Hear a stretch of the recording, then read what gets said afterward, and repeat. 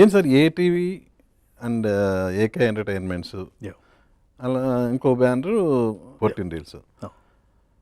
So 2 బ్యానర్లలో continue అవ్వడానికి ఏమన్నా రీజన్ ఉందా? రీజన్ లేదండి, అంటే అదేం ఫ్రెండ్స్తో కలిపి చేసింది.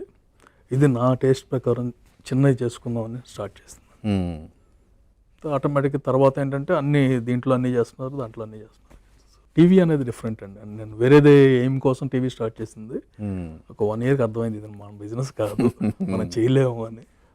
It's not that we can't execute, okay, but ఆ బిజినెస్ స్ట్రక్చరే డిఫరెంట్. ఇండియా వచ్చిన కొత్త అని మనకేం తెలియదు. And even the budgeting also, ఇప్పుడు మీకంటే దీంట్లో ఉన్నారు కాబట్టి మీకు తెలిసే ఉంటుంది, ఆ డిస్ట్రిబ్యూషన్ అనేది ఉంటుందని నాకు తెలియదు. Okay, okay. ఎంతకీ ఓకే ఈ షో చేద్దాం ఇంత బడ్జెట్ అవుతుంది. సో నేను 2 yearsకి రెడీ చేసేసుకున్నాను. సడన్లీ వెన్ ఐ ఎంటర్డ్, అసలు మెయిన్ కాస్ట్ ఇవన్నీ కాదు కదా, డిస్ట్రిబ్యూషన్. ఎక్కడికో చోటుకి వెళ్ళేవాళ్ళం హోటల్కి రోజు.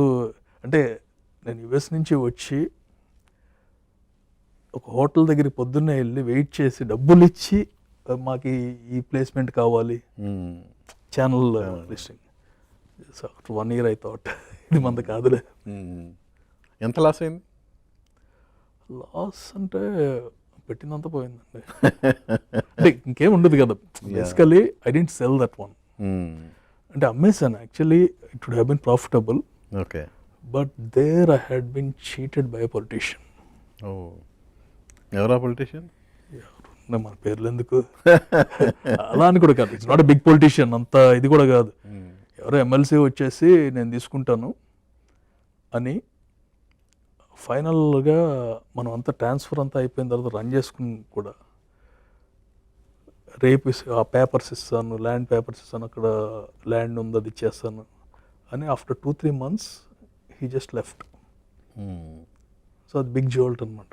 అంటే ఇండియా వస్తే ఇలా జరుగుతాయా అంటే ఇప్పటికైనా సరే మాట మీద వెళ్ళిపోతాం కదా. ఇలాంటి పెద్దాళ్లే మాట తప్పితే ఏముంటుంది కదా, అర్థం చేసుకుని ఇంకోసారి పొలిటీషియన్తో డీల్ చేయకూడదు. లేకపోతే it would have been good, because మాది టీమ్ వర్క్ అంతా వి డిడ్ వెరీ వెల్ అండి. బాగా తక్కువలో స్టార్ట్ చేసాము.